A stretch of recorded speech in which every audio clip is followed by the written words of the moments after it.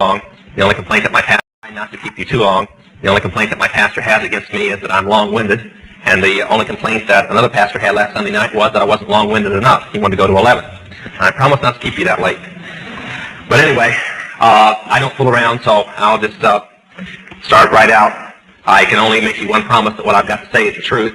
It won't seem that way to some of you. It'll just seem that I'm either crazy or I'm the biggest liar and storyteller in the world. That's what our televisions have done to us. They've gotten us to a frame of mind that we do not realize the real world around us. When I talk in many youth rallies, many of the Christian schools, I start right out by tearing their television and rock idols down by personal experiences that I've had with them in the occult world. And then from there we try to build them up with real heroes, the number one being Jesus Christ. But I come from a family where I grew up having my own heroes.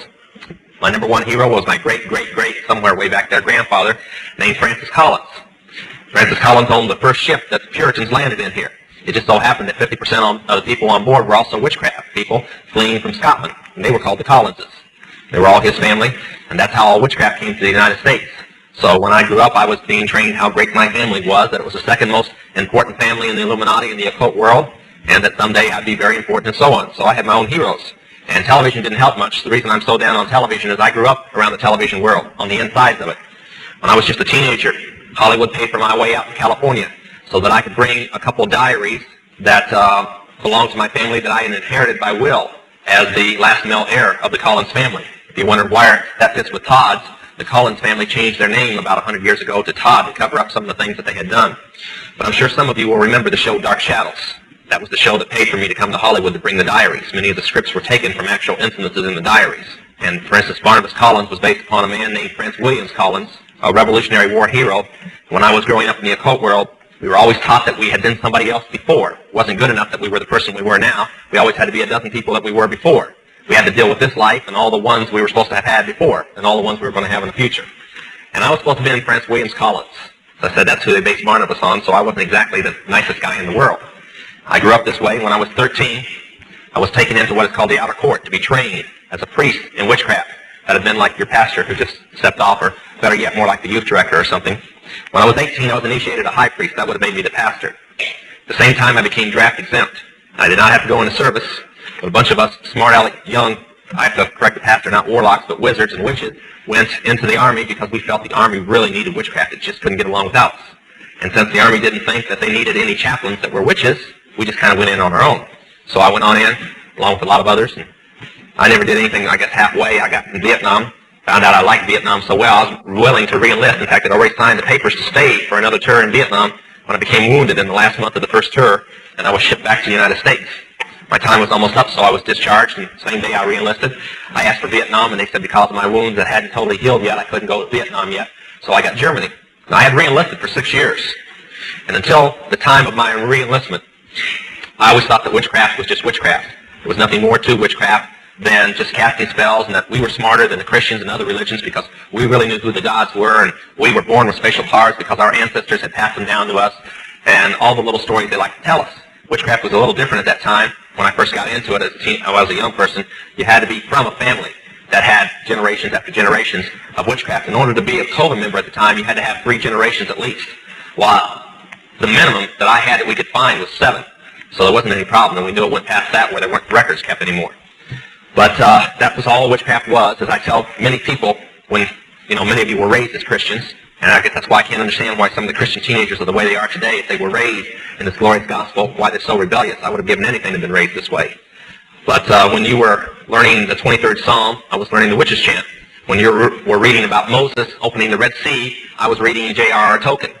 When you guys were learning different memory verses and so on, and the 4 spiritual laws and the 10 commandments, I was happy to read C.S. Lewis. Of course, I've been greatly surprised that Christians read that too. But this is the way I grew up, and this is all I believed in, was just that there were mighty gods and we were special people. We were their priests and priestesses. Until I re-enlisted. I went to Germany, spent a month home, went to Germany, spent another month. 2 months out of a 6-year enlistment. One night while taking drugs and drinking, I shot and killed an officer in downtown Stuttgart. Now, if there's one thing that the Army does not like, it does not like its sergeants killing its officers. They have a quick cure for that. They threw me in solitary confinement. And as the court-martial proceeded on, and things began to look like I was going to spend the rest of my life in Leavenworth if I was lucky, all of a sudden a riot took place in the stockade, and although I was in solitary confinement, other people were placed in the cell with me. One of the men that was placed in the cell with me had been scheduled to get out that particular day and was held because of the riot. So I kind of talked him in by bribing him a little that if he made a long-distance phone call for me and told certain relatives of mine that I was in trouble, he'd receive some money for it and I'd be a lot happier. So he called collect to Los Angeles and talked to my foster mother, explained what the situation was. And I was sitting back waiting for her to get all these big witches together to cast spells on the judges and make all the officers that were trying me think I was a real nice guy and that it was self-defense and everything was going to be fine. They just let me off. Now that's all that I had ever been taught that witches could do. But 3 days later, my cell door opened there in solitary. As I stepped out in the light for the first time in 32 days, I heard some very strange words. You are honorably discharged from the United States Army. And the man that was saying them was a senator by the name of William Saxby. He had a congressman with him named Wiley and about 3 or 4 generals. And they were handing me an honorable discharge. And on the discharge papers, it didn't say I was bad. It didn't say that I had been in jail. It didn't say anything.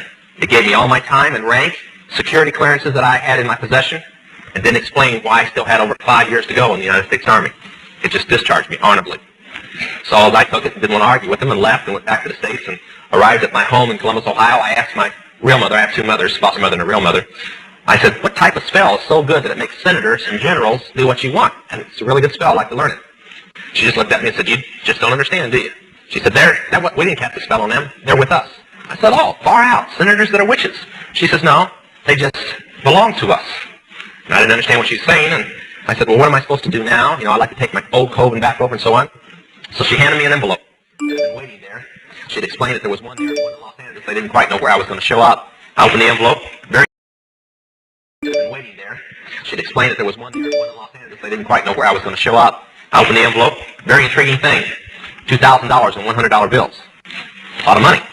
Also was a one-way plane ticket to New York City. I said, well, what's this for? She said, well, you make a reservation, you get on the next plane, you get out of here and you get to New York City and they'll meet you at the airport. I said, well, who are they? And where did this money come from? She says, you get there and they'll tell you and you'll know who's supposed to meet you when you get there. Now, witches are very curious people. That's why when we do most of the demonic rites imaginable and our hair would stand on end and almost turn snow white overnight from all the spooky things, we couldn't wait to get back in there. We were always curious what was going to happen the next. I think that's why some of the people get on roller coasters and like to be scared to death. It's just the way with the witches. They really spooky things going on, and they can't wait to get back, and this was extremely intriguing. So I got on the plane, and I flew to New York, and I got off the plane. Sure enough, no problem with recognizing who met me. I'd read his books for years. In fact, he's the man who first created Christian witchcraft. His name was Dr. Raymond Buckland, head of the anthropology department, Columbia University. At that time, he isn't now. Graduate of Oxford University, Rhodes Scholar, handpicked by the Rothschilds to lead the Illuminati for him. So I arrived, and he took me to his house, and the next few months, he carefully rearranged all my ideas for me. He told me that all the things that I had learned about witchcraft were just stories that we told the lower people. And where I thought there was only 3 levels and I was as high and as powerful as a witch could go, he assured me there were 3 more. I guess I should have backed off then, figured if I was lied to the first time, maybe I'd be lied to the second time. But as I said, witches have an incurable curiosity. They've got to find out everything. So I let him train me, and he explained to me that since I was a male Collins, I was in the Collins family, that I had a position to take. And that there was a board of directors called the Grand Druid Council, which contained 13 of the most powerful witches in the world. And that my place was on that council. And I said, oh, great. When do I take it? And he said, well, somebody just died. I kind of always wondered if he died or they shot him or something. You never can tell in the Illuminati.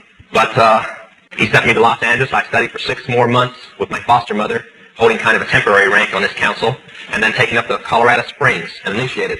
And I do believe that when I testified here the last time, I explained who the person was that handed me the ceremonial knife for that ceremony.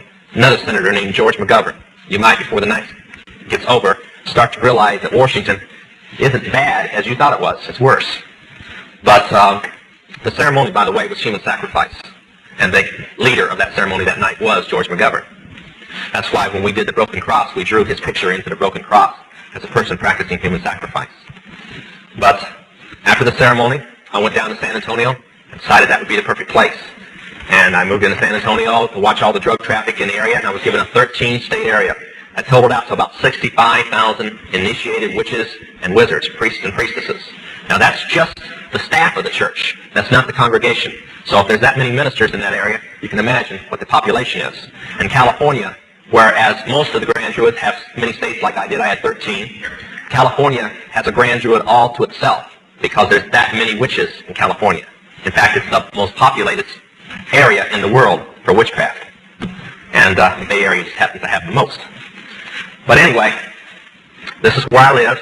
I only left it 8 times a year to attend what we called council meetings. Now, to give you an idea, Monday was one of those council meetings. They hold them 8 times a year. May 1st, they held a council meeting, and from our information, they held it in San Francisco. So you were kind of close to it this time. Things went along fine. I enjoyed the money part. I always thought they were kind of weird because they kept talking about controlling the world. And I thought, let's stay back with witchcraft, this world government thing, they're a little weird. Witches are never going to control the world. And finally, on August the 1st, 1972, things changed. Courier from the London Embassy, a member of our United States State Department, arrived with a courier document pouch sealed with the crest of the State Department, brought it through customs unopened, nobody could touch it, brought it in to San Antonio, and I was hosting the meeting this time. And it was on Latimus, August the 1st. The man came in, laid the pouch down in the temple room up in the casino building, walked out, and left it. He wasn't to know what was in it. The door was locked, security guards were placed on the outside, and Dr. Buckland took up what's called the Atam, the witch's ceremonial night. He slit open the seal, unlocked everything, and took out 6 letters. We'd seen letters like this before, no big deal. He had the crest of the Illuminati, which is on the back of your $1 bill, so you can look at it later. On them, sealed in wax, red wax. The only problem was that the first 4 were standard business. They only contained checks, bribe checks and so on. Usually bribe checks start at about $500,000 to give you kind of an idea and work up into the millions. But then they've got almost all the money in the world. Why should they worry? You spend a $5 bill and you panic. For what a $5 bill feels like to you, $1 million feels like to them. So believe me, they've got the financial strength to do it. The 5th one was totally different. It's very thick, about 30 pages, and it was handwritten. Now, according to the laws of witchcraft, if anything is religious, it must be written in a special ink with a dip pen, and the person who's writing it, own handwriting. Nobody, you don't dictate it. It doesn't get typed up. Nobody writes it for you. Now, in the Illuminati, the Rothschilds are not humans. They're not just the richest family in the world. They are gods in human bodies. More or less the counterfeit of what Jesus Christ was when he was on the earth. They're the sons and daughters of Lucifer in human body, and his wife and so on. So that this council that I was on is the private priesthood of those gods. And when those gods talk, the priests listen and the priestesses listen, and they tell political people. That's why a handful of witches have so much power over so many political people, because they're simply just like a tape recorder for some very powerful people that everybody else considers to be holy and to be gods. So we opened this one in Philip Rothschild's handwriting, and it would have been the same to, well, it was like, the gods sent their own private message. So we opened it up. Dr. Buckland started reading it. It's a chart. A friend of mine, Dr. Tom Berry, has placed that chart in a 30-page book, and we're proofing it now, and Dr. Stuart Crane is going to publish it, and we hope to have it in Christians' hands in about 3 months. It's a step-by-step plan beginning in 1973, at the first of the year, to the end of 1980, to take over the world by taking over the United States.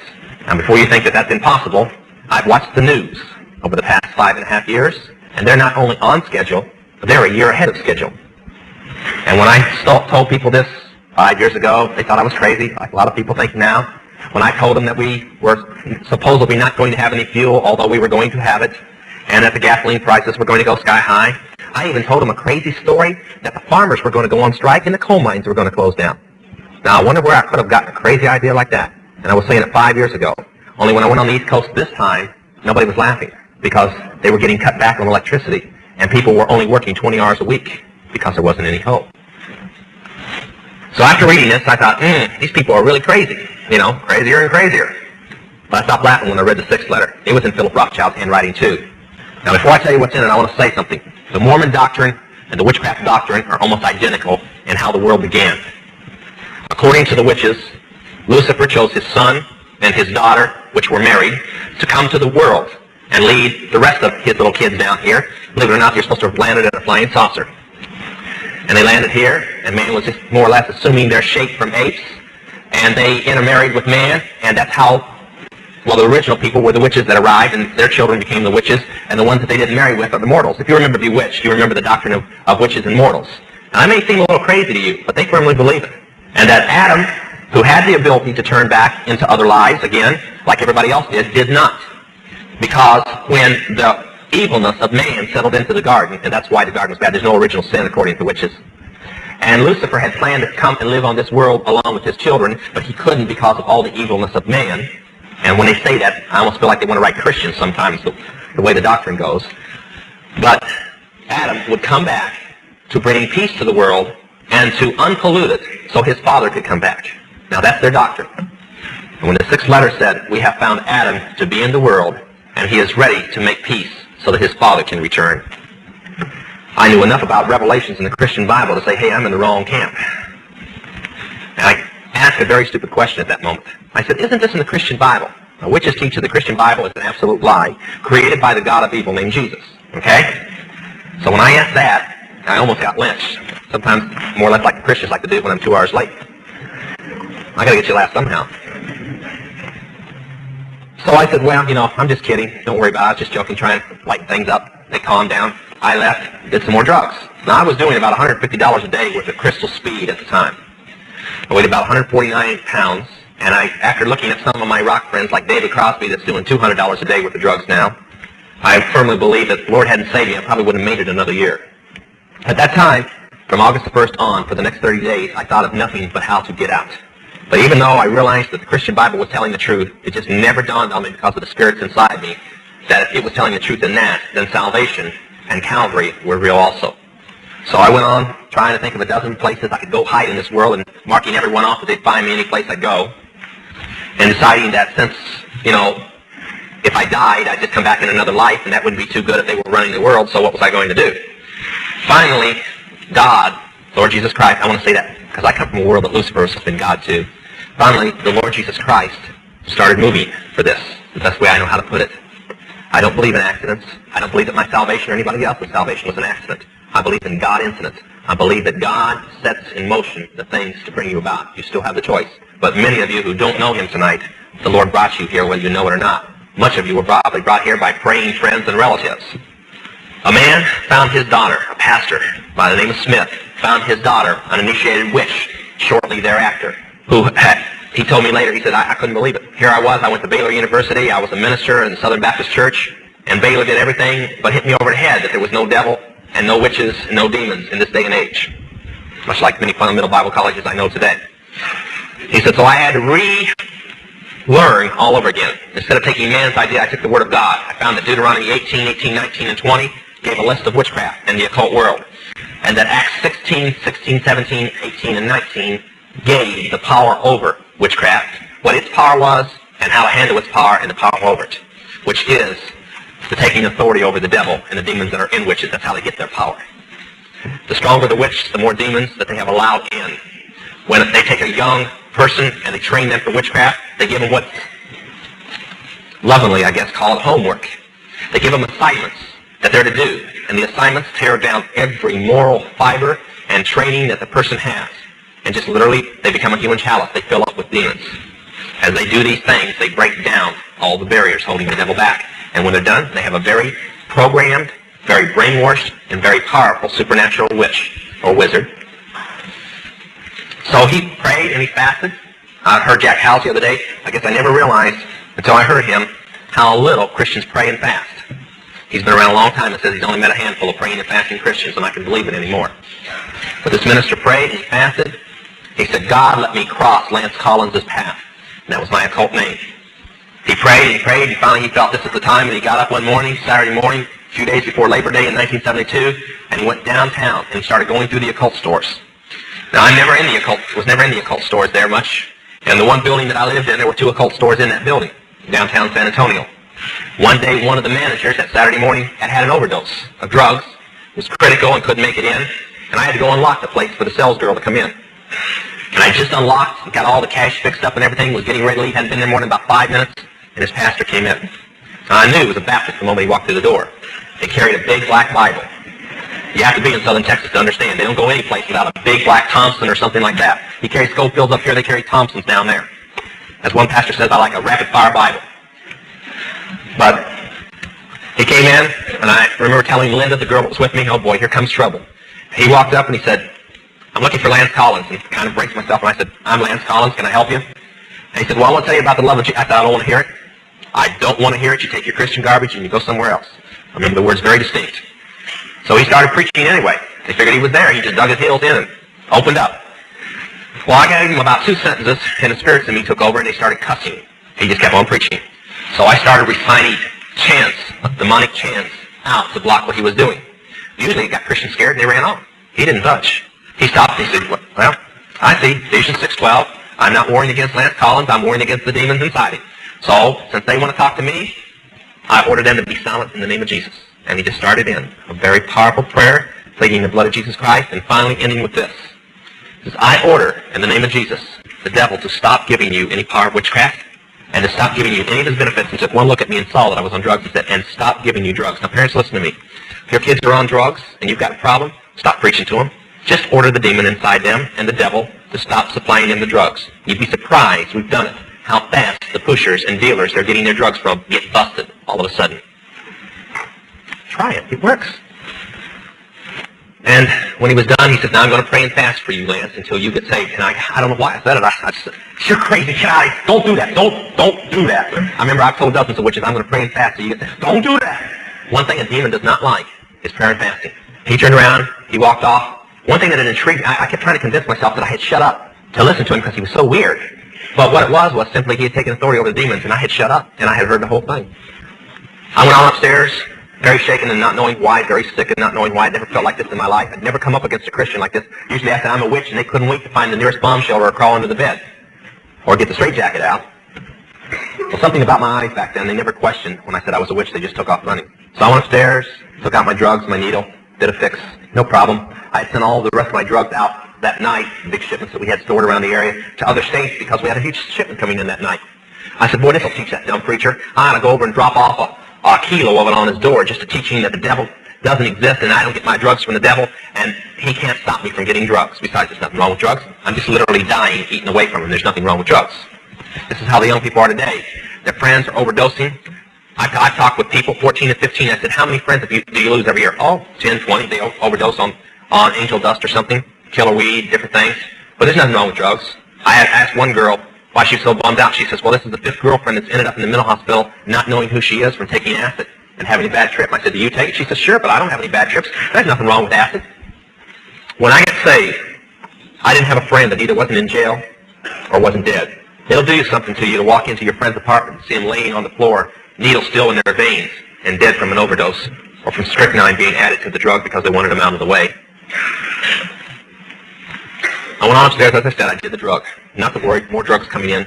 Except midnight, my phone rang, and I was still speeding. I hardly ever slept, hardly ever ate. Answered the phone, and I said, yeah, what's going on? Private number, I knew it had to be somebody that knew it. And they told me a story that I didn't like too well. We had paid off the Border Patrol. Everything was taken care of, standard run of drugs. Except that night, the ATF had heard that some illegal aliens were coming across the border. They called all the Border Patrol over, from the regular stations, and had put on reserve units. And a guy was so spaced out, he had sampled a little of pure speed. There was 3 huge cartons about this big, close to $1 million worth of speed, in the back of the car, just sitting on the back seat with the lid off, where everybody could see it. He wasn't worried.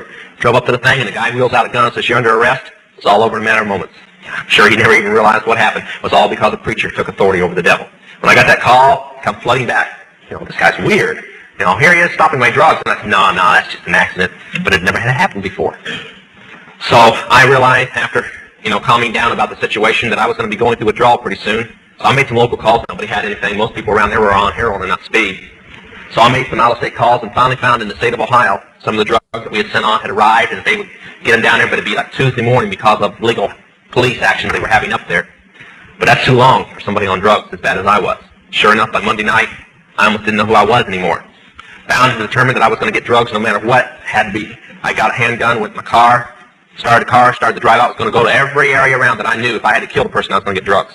And wrecked the car trying to get out of the parking lot. Just got out of the car, left the gun, everything just sitting there. Started walking down the street kind of in a daze, trying to get myself together, and came upon a movie theater. Big bright lights attracted me. Just paid my money. Wasn't paying attention to the movie. Nothing. Went on in. Got about 3 rows back, right from the screen. Here was some idiot up there waving a Bible all over the place and flash bulbs going off, and it was a movie called The Crossing the Switchblade. As I got mad about this, what am I into now and stuff, I started getting intrigued with a character named Nicky Cruz. And I guess I probably got everybody in that theater mad at me because I kept yelling at Dave Wilkerson, stay away from him, preacher, dumb Christian, leave him alone. He's just fine the way he is. All the way through the movie, cussing this guy out and telling him to leave Nicky Cruz alone. Finally, something very weird happened. Now, we knew that Christians talked about being born again, but then born again was a phrase used by the Masons and a phrase used by the witches. Didn't mean anything. But we had been taught by the doctrine of astrology, which, by the way, it takes 3 things to practice witchcraft: astrology, herbs, and jewelry or talismans. So witchcraft and astrology I learned from a very early child. One thing I'd been taught was I was born a set personality. The stars had decided what my personality was going to be like. And there was no way, no rite in witchcraft, no nothing that would ever change my personality. If I was bad, I was bad. Besides, I didn't consider myself too bad. I mean, I could have always been a Christian. That would have been terrible. So I sat there and I watched him, and he changed. He wasn't just as saying, I'm born again. He changed. Now listen to me tonight. If you walked the aisle and you've given your heart to God, and there wasn't a complete turnaround, a complete change, and you went back to the way that you were 5 minutes before you walked that aisle, something is wrong. I'm not a Billy Graham that will have you say 3 words and say you're saved. It's in the fruit. And if there has not been a change in your life, something's wrong. And I got up and I walked out of that theater in utter confusion. Here was another thing that was in the Word of God that was happening. I walked on out. A man walked up. About a dozen of us, I guess, were walking out of the theater at one time. He walked up and he passed one tract out. He gave it to me. He turned around, didn't say much. He just said, this is for you. Turned around and walked off. The tract was called Bewitched. So I sat there and I read. I said, this guy's pretty smart. He says that Bewitched was put on by the witches. Well, I knew that. My foster mother was one of the producers. I practically grew up on the sets.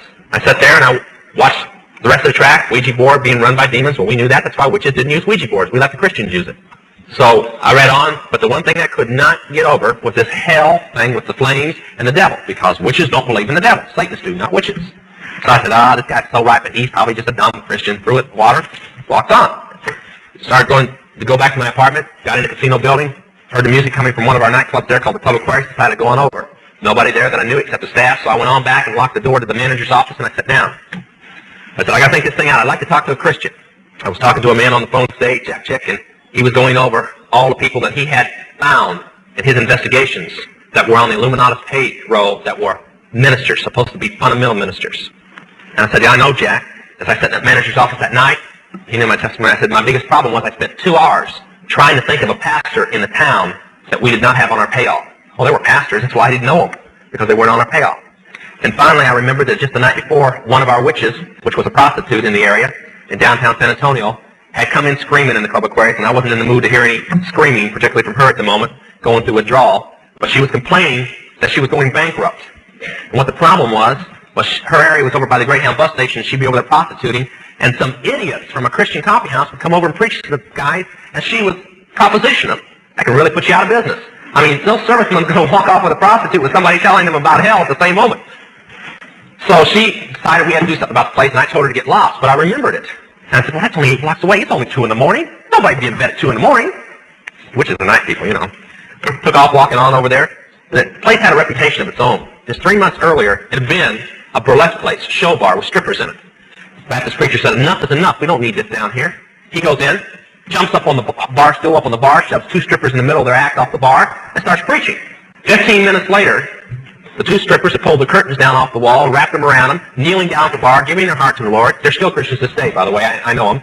The man and woman that owns the place is praying, giving their heart to the Lord. 3 members of the 4-piece band are, 2 of the 3 bartenders, and about 15 of the customers. That's a quick revival. I like to have that quick. So I went on over there. Now, they had turned the deed to this place when they got saved. This is what I mean about a change in your life. They could have rented the building out. They took the deed, and they gave it to one of the Baptist churches in the area and said, do what you want with it. Just turned it into a Christian coffee house. What better way? So I went over, opened the door, and it was supposed to close at midnight according to time, but the door was unlocked. So I went on in, and one guy was there, bent over the Coke fountain. You know, they changed the booze over for Coke. That's what some Christians haven't done. And he was sitting there working on the Coke fountain, and I went in, and we started talking. And he started witnessing to me.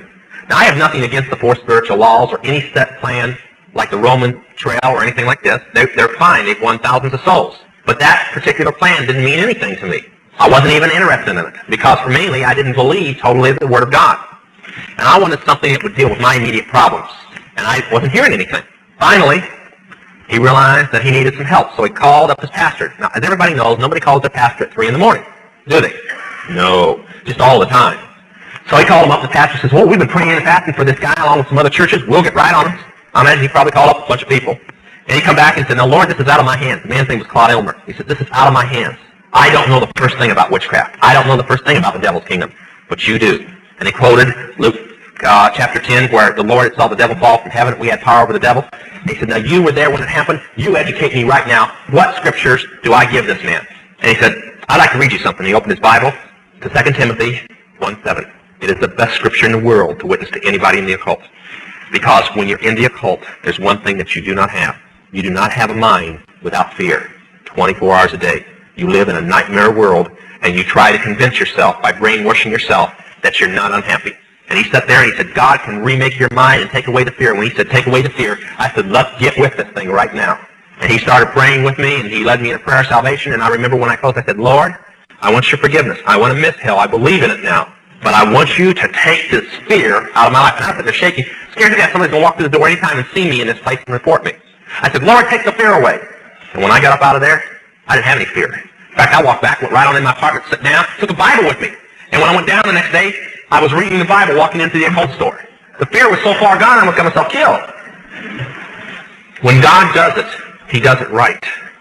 And we've been trying to minister to people in the occult for a long time. We've really been spinning our wheels for 5.5 years. We've gotten about 500 people saved. About 50 of them have been killed. When I was here last, we've been in prayer for 2 weeks about a new idea that we felt would work. And that was a retreat for the occult to go to. This Monday, on their New Year's Day, could have been arranged better. We didn't do it on purpose, but it was perfect. While their grand Druids were meeting, our rehab center opened. First candidate is already in it. Right now, coming from Maryland, is a girl that's the second most powerful person that had ever left the Illuminati. Philip Rothschild's own girlfriend, teenage girlfriend, left of the occult from the 11th richest family.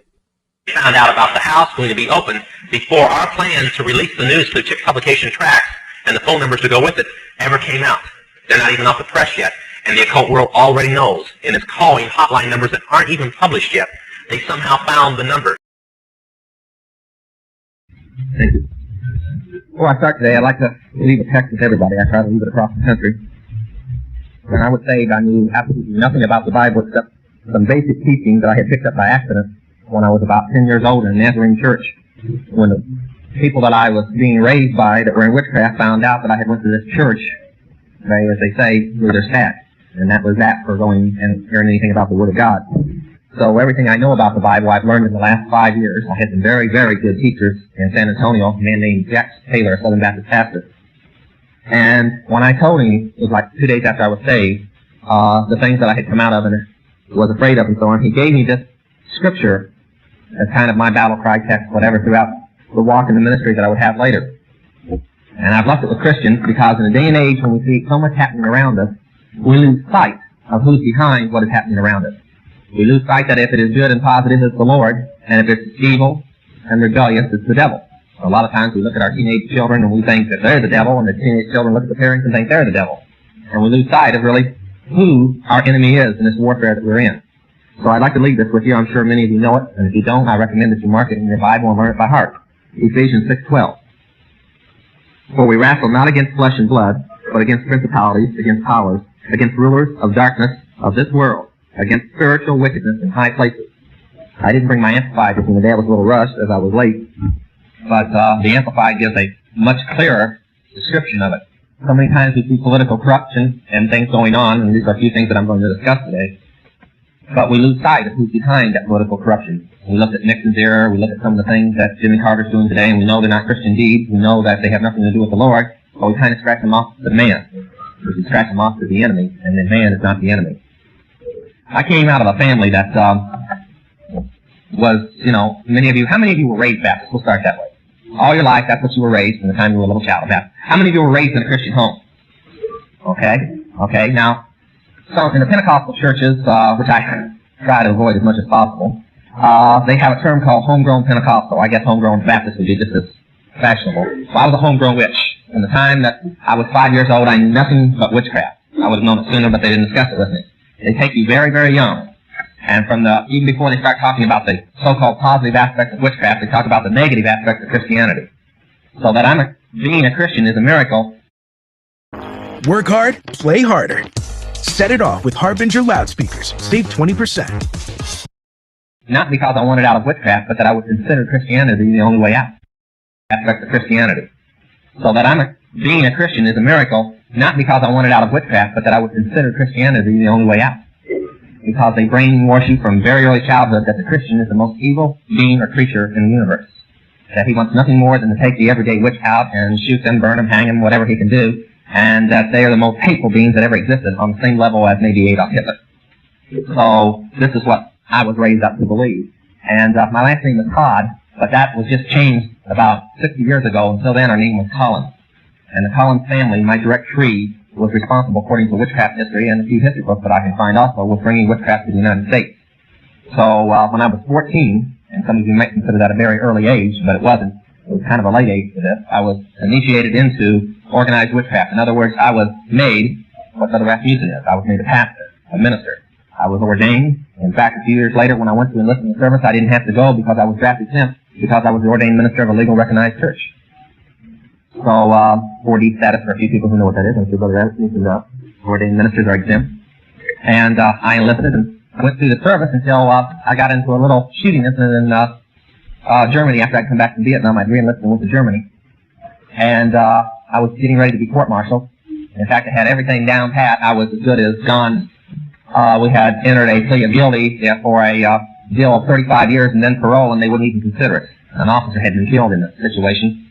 And I was more or less just waiting to be transferred to Leavenworth to serve the time, when the Witchcraft Church, which I thought was just a little group of people that I belonged to, sent a political member of that church, a state senator, two of them, state senator, a U.S. senator, and a representative over to Germany, and they took hold of the situation, and 24 hours later I was a civilian in the United States with all my time, rank, and an honorable discharge, and my court-martial records didn't exist anymore. And all of a sudden I realized I wasn't in something that just lit candles and incense and said magic words once in a while and set pins and dolls. There was a little more to it than just a religion. And I left New Jersey and went home to Columbus, and I asked my real mother, I have two mothers, I have a foster mother and a real mother, I asked my real mother what I was to do, and she said, here's an envelope of $2,000 and a one-way ticket to New York City. You get there on the next plane and I'll tell them you're coming. She didn't tell me who she was going to tell was coming or anything. But I flew to New York City and I spent 6 months learning all new witchcraft. Till then I had been taught what most of the teenagers learn, and I want to tell the teenagers something here real quick. I'm sure most of you probably go to the school here, but if you were in a regular school, you would meet witches running all over the place. We hear this across the country. Almost every high school has it, especially in California. And they tell the young people lies. They tell them it's EFT, they tell them it's psychic power, they tell them it's spirits of the dead, they tell them everything but what it is. And I was supposed to be a high priest leading a church that had 13 ministers to it, plus a couple hundred people in his congregation. And I believed this.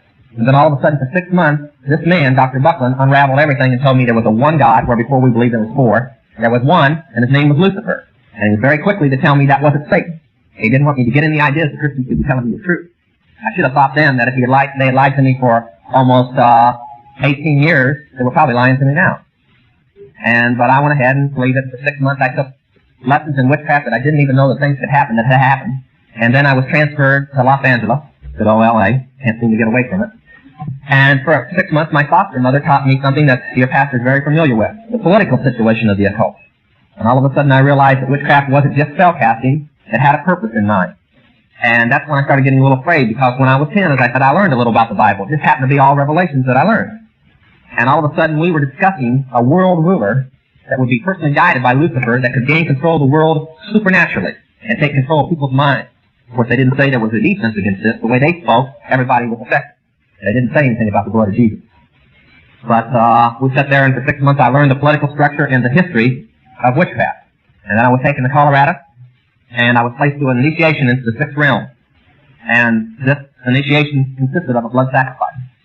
And from then on I was given a territory of 13 states. This didn't happen to be one of them, belonged to my foster mother. But I was in charge of all the occult, political, and drug activity in 13 states. And this is where I was in 1972 when I met the Lord. Well, I, at first, for many years, said by accident, but I've come to realize there's no such thing as an accident when it comes to Jesus. He had everything perfectly planned out. But it was a combination of a personal witness to a coffee house, a Jack Publications tract, and the movie The Cross and the Switchblade. And a lot of things that, for instance, one Baptist church praying and fasting that I would get saved. I figured if I got saved, maybe the rest of the wishes would follow in suit. It didn't exactly happen that way, but it did put a dent in the situation. So that's quickly, very quickly, my testimony. What I want to do today is, for the young people and the adults here, I'd like to throw this thing open to question and answer. Because some of you may have run across situations, some of you may have questions on how to deal with people that are in this. I want to leave one word with you. The only answer to witchcraft, the only way that anybody's ever succeeded in getting out, has been through the blood of Christ. Everybody else who's ever tried to get out of witchcraft, and I want to leave this with you, witchcraft is real and supernatural. I remember the minister who witnessed to me said that until he found his daughter in it, he was always, and he was a Baptist pastor, was always raised to believe that witches were fables that flew around on broomsticks on Halloween night. And all of a sudden he woke up and found it was very real. And if you want to find out the power behind it and how it can be defeated, I suggest the 16th chapter of Acts. Paul handled it very nicely. And it's one thing that I can testify to all the teenagers considering the lies that you're born with witchcraft, which is the lie that they give you. When I was saved, and the pastors there at the Baptist church called the demons that were inside me out, I lost all that power of witchcraft. I never regretted it. If the power came from demons, I don't need the demons. Yeah. So before you teenagers start fooling around with the astrology charts and the Ouija board, check out the 18th chapter of Deuteronomy and find out you'll pick up a demon from doing it. And you pick up one, you keep on going. My foster mother wrote a book, and she said, doing one spell or practicing one seance in witchcraft is like jumping off of a tall mountain or a skyscraper. There's no turning back. It is the strongest addiction that I know. Dave Wilkerson said that he had seen people go through withdrawal from drugs many times, but seeing one witch go through withdrawal from the occult shattered his mind. And I've helped thousands of people through withdrawal from witchcraft and withdrawal from drugs. And once you've seen the withdrawal that a person goes through from being in witchcraft, you'll think that drugs is something you practice in kindergarten. It's that violent and that destructive without Christ especially. And what I started to say was, nobody has ever succeeded in getting away because they simply will kill you with a spell. Now, Brother Rasmussen knows from testimony from other people who have been around. They haven't been able to do this to me or anybody else that's ever gotten out. A few people have been killed physically that have gotten out, that were Christians, that got out of witchcraft.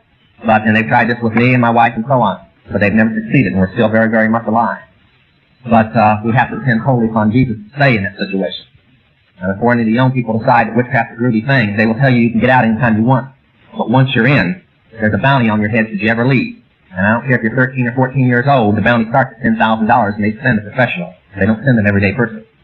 If you're wondering why I'm still alive, it isn't easy. I've got the bullet holes in the buildings and the bombed out buildings and everything else, the record, and I stand that Jesus kept us alive in every situation. You don't walk into a building that blows up in your face and walk back out without a scratch on you unless the Lord is there to protect you. And the occult is very dangerous. Ship publications to the Broken Cross, which will be on sale back here today. The only tract that I know of that has saved people out of witchcraft. And they did this book, and because of it, they moved to another building with bulletproof glass and bomb-proof walls. That's the situation. The artist draws his stories at home now in a dwelling that they don't know where he is, rather than try and drive to work and be in danger. And Jack, his staff is always on him to be more careful because they're trying to drive him off the road and stuff. We try to get him to drive a Cadillac that might stand up a little, but he says the Lord can protect him in a Toyota as well as a Cadillac, so he keeps on driving the Toyota. But that's the situation. It is no joke. It is a serious situation. The occult gives up less people to conversion than any other thing. And it's not because they don't want out. They desperately want out. We went to Minneapolis to where they had a convention. We took 10,000 of the Broken Cross there to distribute free, and they were so afraid of this book coming, they canceled the convention, rather than let it fall in the hands of the people who would be coming from across Europe and across the United States to attend. But people came into our meetings there that came anyway, and they listened, and when they were done, they asked my wife and myself and other ministers, if you can put us in a safe place of protection, we'll come out. They want out. They know that Christianity is the only way, but they're physically afraid to come out. You think the mafia has fear? For those that have been watching The Godfather or something? There's no fear compared to the occult people coming after you. But we are believing that we will have this situation. Brother Rasmussen will be one of the few people in the United States who will know how to get converts to the refuge that we're preparing. So we're preparing a place not for them to go permanently and hide, but for them to grow in the Word and in physical strength so they can go out on their own and live. And Jack Sheffield will be putting in the back of all his publications on the occult the phone numbers of the different things, and will be one of the phone numbers that people can reach and say, we have a convert that's been one out of the occult, how do we get into this refuge place? And he will be one of the few people in the United States that will know where this place is in the mountains. It'll be that well guarded. So, we just ask your prayers and your questions now if you've got them. Yeah. Well, 12 years old girls are more or less. They've been known to get down to 10, but they usually start at 12 or 13 and go to 25. And for the people who like to hitchhike, this is how they pick them all up. And of course the police will just tell the parents the kids run away from school. They use them for sexual and for sacrifice, human sacrifice purposes. For those that are wondering if that is an accident, you're in LA County, right? The LA County Sheriff's Department has a very secret undercover thing. I don't even know if you can find out if it exists, but I talked to them. It's called the Occult Squad. They told me in '73 that they found 35 bodies of girls in Los Angeles County that year, and I talked to them in December, that they knew to be human sacrifice, which they listed as rape cases to people from the public. The statistics that came in so far this year are close to 125. And the year's not even over. Now that's girls that have been used for human sacrifice. And if you'll notice, there's quite a few rape cases that happened around Halloween that are in the news right now. And from what we can find out, the circumstances of each death fit human sacrifice. But you'll never hear it, but that's the reason. We turned in 4 different people that were responsible in the area that I knew about to the Los Angeles County Sheriff's Department, and they arrested all 4. They got convictions, and in every conviction they listed it as rape, killing, and they knew better. Yes.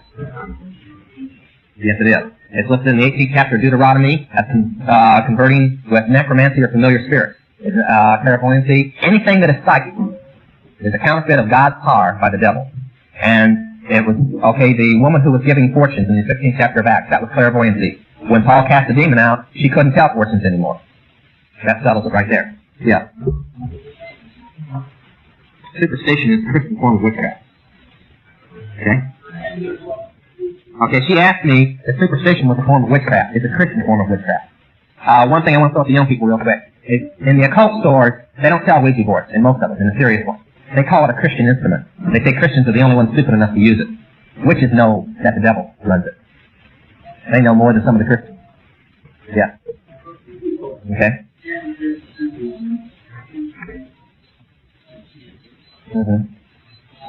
You want an answer on that? Oh, I'm glad you asked me about that. Yes, I do. Physical evidence. One, let's take the exorcism first. The rite that the Catholic Church uses for exorcism, they've changed a few words. Just, I think, about 6 words. Is the witchcraft rite of exorcism. It is 8,000 years old. The Catholic Church is not that old. Okay? Next, on the apparitions, it's the same thing as the Spiritual Church of America or any of the witchcraft organizations. It's called auras. And if you'll notice, none of them are pure white. Now, coming out of the occult, I know the system of colors. And the principality, there's 7 of them. And all the demons under them go by the collar of their leader, their general. And the occult demon, Regia, appears as a blue snake or a blue mist. I've heard thousands of reports, including Jean Dixon, that her guides, her spirit guides, familiar spirits, are blue in nature when they communicate with her. And of course, the red is lust and so on. It's a long list. But the saints or apparitions, I want to get into this thing real quick. The Catholic Church's altar, except for the Atame or the Ninth, is the exact altar of witchcraft. And according to the reports I can get on the Nicene Council, most of the ministers at the Nicene Council that set that heresy up were from the Temple of Diana, which is witchcraft. So, everything, the bells, the incense, the whole ritual, their holy water, salt water mixture, just comes from witchcraft, which they do exorcism with. Everything that they do comes out of witchcraft, and they can't get around it. Yeah. Okay. Did everybody hear that question? Okay. He wants me to explain the Council of 13. I'll explain what that is, you're probably wondering. And what their purpose or thrust is. Okay. All right. If you'll all, just give you a second, reach in your billfold. You can put it in the office plate later. Reach in your billfold and take out a $1 bill real quick. We'll settle the whole thing. I'll let you ask your federal government later how this got on the $1 bill.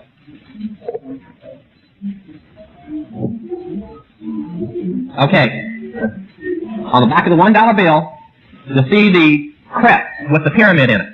Now, Dr. Rasmussen has upstairs the whole crest. You only have the words left out on the block. But there are sections. His is a little behind time. There's a few new organizations. His dates back to the 1800s. But that pyramid in the Illuminati consists of 3 pyramids and a sphinx. But their crest is this crest. The Illuminati is the occult organization that we belong to. It means the light bearer. The witches call it Mariah, the conquering wind. But it's the capstone above. The eye is Lucifer. The triangle of the capstone is the tribunal of the Rothschild family, which is called the Holy Family. They lead the Illuminati. They would be Paul, Peter, the Catholics, all the saints, and Mary and everybody rolled into one in the Pope. They are the voice. The doctrine of the occult teaches that Lucifer comes and sits at their dining room table. When they see the table, they leave 13 chairs out, and the 13th one is for Lucifer to sit in himself. They set him a plate and everything. And I've been there in the mansion, and I've seen this go on. And they, in turn, direct to the top block of that pyramid. And that top block is the Council of 13 of the Grand Druid Council, which I was a member of. Now, the Druid system of government is not that the politicians run everything. It is the same system that Rome had. The priests let whoever wants to rule the government, but the priests must rule the ruler. Now, I'll let that sink on you for a while. And I want to throw this in with a lot of controversy, I'm sure, but it's a fact. Since the time of Woodrow Wilson, including him, there has never been a president of the United States that was not an Illuminati. That did not belong. Now, that'll shatter a few people's ideas about a Christian president right now, but it's a fact anyway. And the Grand Druids, although they're just supposedly everyday people like me, you look at me now, I'm this way. I was a different way when I was in witchcraft. And part of my authority was whatever governors, senators, or political people were in my area took direct political orders from me, which I in turn did not think of, but simply translated to them in the orders that we got from London, from the Rothschild family. Now that's the Council of 13. The thrust is that when I left in 72, they had a chart that said in 8 years, they would have the whole world. And from remembering that chart, I haven't seen one thing through the news media not happen on schedule according to that chart. I would say that that's about right. I would say the word today would be Maranatha, that he's coming real quick. Because theirs is coming real quick. They have it. It's not that far away. Okay. Yeah. It'd be easier to give you the names you want. About 99%. Okay? The man who pulled me out of jail became an attorney general under Ford. It was William Saxby. Well, that gives you two names. The best way is to find out who belongs to the CFR or who belongs to the CFR. Yeah. Not the way it's been written. It's a little ridiculous. I know I'm going to step on a few people's toes who have read about the Illuminati, but he asked me what part Zionism played in the Illuminati. Rothschild and a few people in the Illuminati were born Jews. But they're not Jews. You can get in the Word of God and find it. The system is this. So the same books that proclaim that the Illuminati is a Jewish organization also proclaim that the Illuminati is a Luciferian organization. You can't have both. A true Jew believes in Yahweh. A Illuminati person, and I'm not a Jew, and I was a leader of the Illuminati, believes in Lucifer, the God of light, peace, love, blah, blah, blah, blah, and so on. It has nothing to do with the saints, because they might be a few Jews born, and they might have some ties with Zionism, bloodline, but the organization itself has nothing to do with Judaism at all. It is totally 100% Druid occult, and that's the purpose. In fact, the reason that the Rothschilds even still reside in London is because England is considered to the witches the same as Palestine is considered to us. It is the Holy Land. You take pilgrimages there. You stop off and kiss the stones on the Rothschild mansion for luck, and so on and so forth. If by some chance you happen to meet a Rothschild and he gives you a blessed sign or a blessed bee, then your whole life is that. It's that type of nature. But it has nothing to do. There is an interesting thing, though, I'd like to throw in. A lot of witches do wear the thing called the Star of David. David was long dead before that star was ever drawn. His son drew it. And it's called the hexagram, and the word to curse is the hex comes from the hexagram. And when witches practice magic, they draw a 5-pointed star to stand in, and they call demons up in the evil sign, what we call the Star of David. So before Christians start tying it around their neck, that's called the demon star, or the death star. And that's why it was drawn. For a few people that might be confused about the Solomon aspect, when he backslid, he became the most holiest person in the occult. Everything that we practice are based upon books that he wrote and pictures that he drew when he backslid. So, including that exorcism right you asked about. He wrote it. Yeah. Absolutely. Absolutely. I'll give you an okay, she asked if they're behind witchcraft programs that are coming on. I'm going to give you two quick examples. For one, I will tell you this across the country. The most disastrous film that has ever come out pro-witchcraft, thousands of people that are Christians are going to go watch and are watching. I was told by a bunch of Christian people across the United States in every city I went to, you got to go see this movie. There's no sex, no violence. There's, you know, it's just an old kind of, how would you put it, I can't think of the guy in the 30s that was a sequence, an outer space movie, Flash Gordon type picture. So I went and watched it. It used words and beliefs that are the innermost beliefs in witchcraft. They're not even the ones spoken of in the open. And witches don't call it witchcraft. They call it the Force. It's called Star Wars. And the whole thing is centered around 2/3 of the movie is based on the Force. That you're stronger when you die, you're reincarnated, you receive guides from people who are dead. It's ESP. See, the biggest line about witchcraft is that it's not bad. It's neither good nor bad. It's the person that's good or bad. And this movie emphasized that a lot. That witchcraft was okay as long as you were a good person. So, adults, before you let them go. And the other one I want to hit real quick is how many remember Bewitched? Probably one of the main reasons that witchcraft grew, it in Dark Shadows. Bewitched was written by a witch. The belief of witchcraft is you're born a witch, and that the mortals, or everyday people who don't practice, are dummies. You remember that in the thing? Well, they never got into, it was more of a comedy, they never got into witches' ceremonies or Sabbath or anything like that. Last night a person asked me to watch who had gotten to read the script of the new one, Tabitha. So I watched it. It had witchcraft all through it. Real witchcraft. Ceremony, Halloween, everything. They're coming out stronger now. You better watch what your kids turn on the TV set.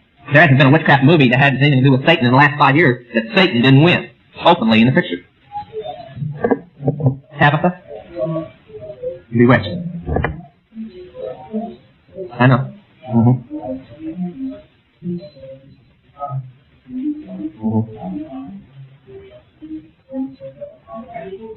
I know. I've got reports on it. I was in witchcraft back then. I know what was going on. Yeah. Wasn't there a woman who had a lot to do with the show by the name of Louise Huebner? That's my foster mother. Yeah. What now? Usually through the Illuminati names don't use much anymore, except by everyday people who find out about it. Witches don't use it. The organization doesn't use it. And each country has the Mariah is the occult part, and the political part has a name in each country. And the United States is called the Council of Foreign Relations. That's mainly how they got into it. They mainly got into it because you can't become a president. You may think you elect a president, but I'm here to tell you, you elect whoever they put up. And when I was saved in 72, I got on a television podcast that went throughout southern Texas, New Mexico, and so on. And they still got the tape down. It was on a talk show called the 7 Club in the morning. And I had a minister from the church there with me, Ed Human. And they asked me the political aspect of what would be happening. Now, this was the election of Nixon and McGovern at the time. And I said a few things I don't want to really get into right now because we don't have the time. But one of the things I said was that the last election that would happen, the president, the next one coming up, the one that just happened, the president that would be elected would be the last president elected in the United States. That doesn't mean it'll be the last election. It just means he'll be the last president. And that when he was elected, he was so important to be elected that the person who would run against him would also be Illuminati. That they wouldn't allow anybody else to get the nomination from the other party.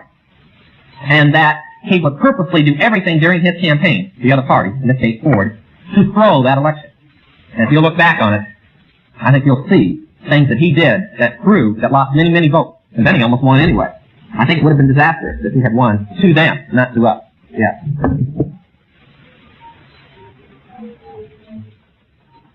That's what I'm saying, yeah. We have talked with Reagan's son and other people, and they have told us of violent threats, bribes, death threats, assassination attempts, and everything that never reached the news media that went on during the nomination thing for the Republican Party. Yeah.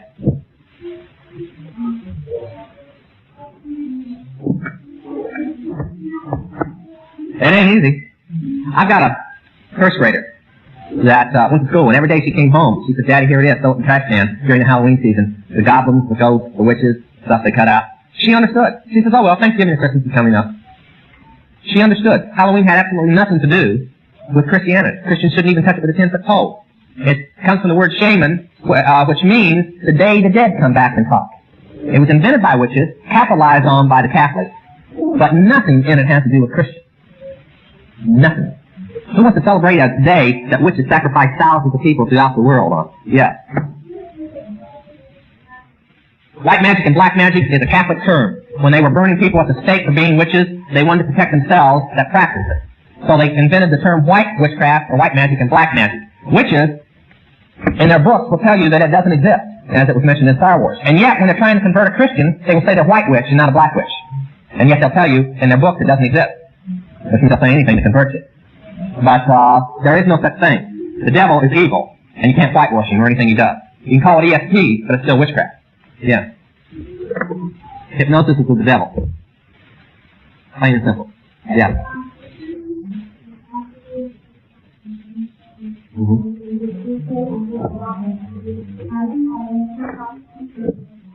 Charismatic realm. Theirs is feeling and not word. I go into charismatic churches and speak, I know. And I want to tell you something. They can't understand why they have no young people. They can't understand why the young people are practicing witchcraft. It's because they've never been taught the word. They've been trying to give a form of discipline without love, strong discipline, no love to go with it, and no word, just emotion. And then they wonder why somebody is saved 3 months and then in the world 3 months later. A good example of this is Melody Land. It's got to probably be one of the worst churches in Calvary Chapel in the United States. Because it is absolutely, they have a whole Bible college. They teach nothing but emotion and theory. They don't teach the word.